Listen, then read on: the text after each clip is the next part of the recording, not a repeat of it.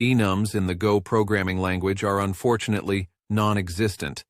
However, we can make use of the predeclared identifier, iota. But before we get into that, let's take a quick look at enums. Enums, short for enumerations, are a way to define a finite set of named constant values.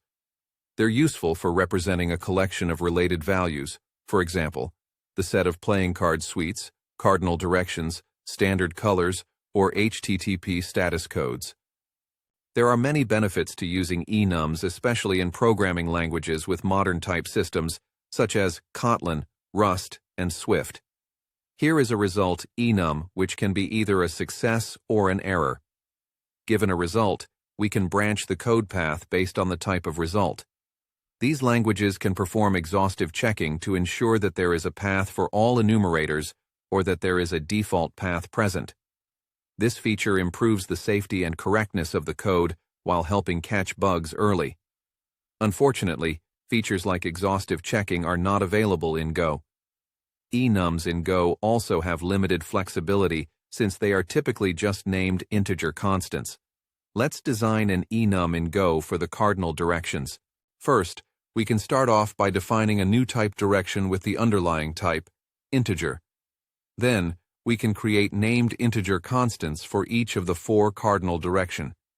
Here is where iota can come into play. We can replace each of the integer literals with the identifier iota. Iota can be used within a constant declaration and resolves to an incrementing untyped integer constant starting from 0. It may not be much, but it saves us from manually managing the integer values, which in turn prevents accidental errors. However, this may not be useful if you need to set specific values, for example, in the case of HTTP status codes. Within the compiler, each time the keyword const is seen, iota is reset to its initial value. Then, for every const spec, or every line, the value of iota is incremented by 1, even if unused. This means iota used within the same line resolves to the same value.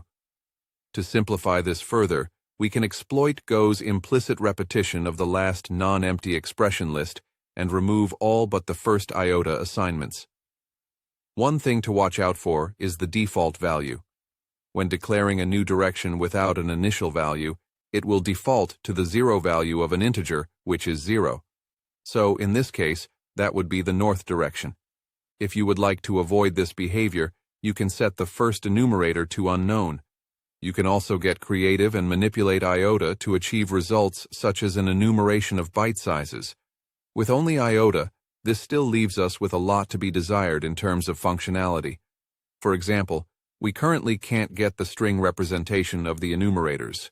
Thankfully, we can utilize the official stringer tool for this purpose. If we try to print an enumerator such as north, we currently get its underlying value of 1. In order to print the actual name of the enumerator, and without implementing it ourselves, we can utilize the stringer command. First, install stringer, and then run stringer with the type of the enum. This will generate a file providing the implementation of the string method on the enum type. Now, if we run the main program again, we should see north. We can automate this process by making use of Go generate.